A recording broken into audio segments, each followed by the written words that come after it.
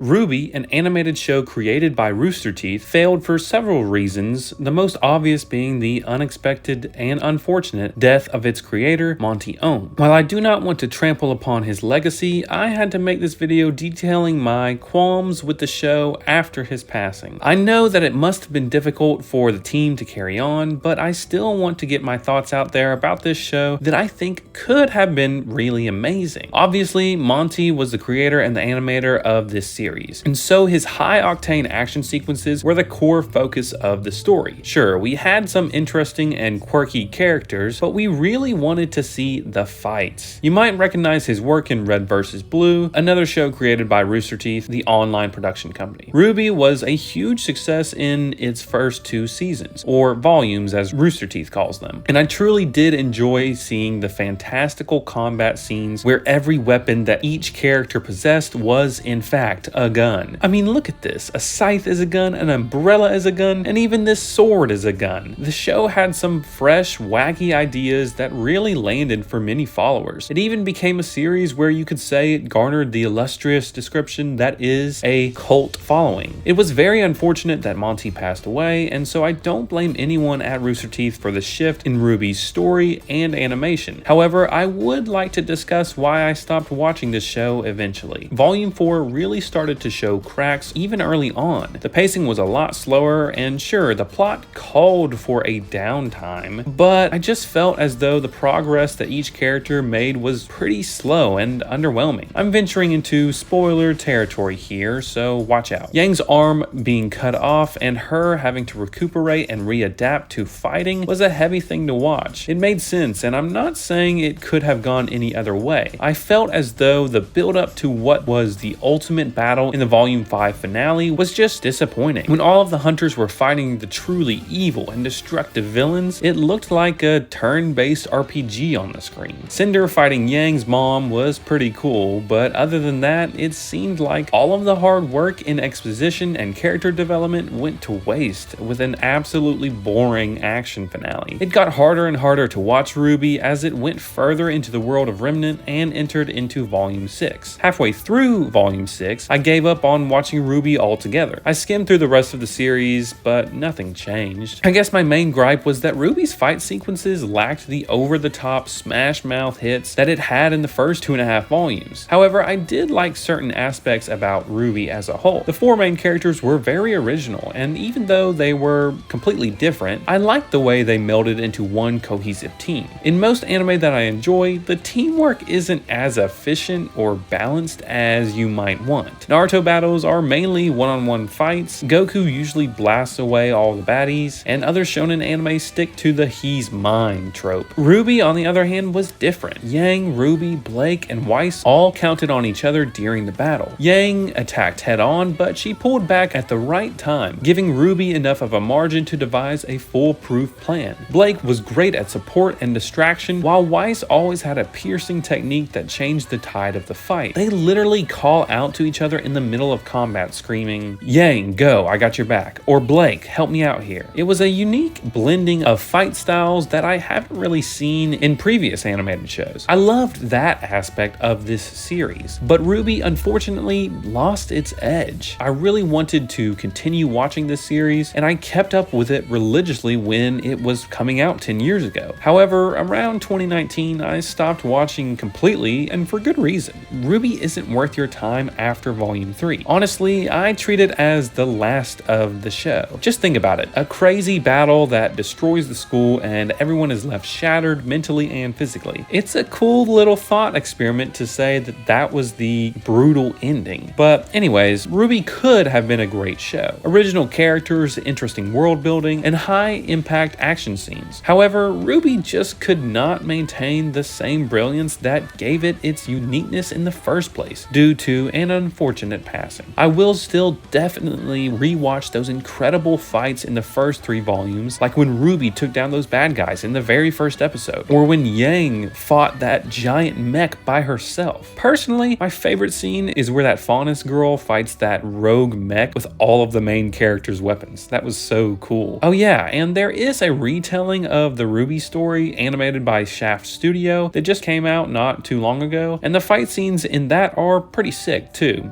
I haven't seen the whole thing, but I don't know if it's great enough to warrant a recommendation. But that's pretty much it. Make sure to subscribe, and as always, this is the Eagle-Eyed Samurai, signing off.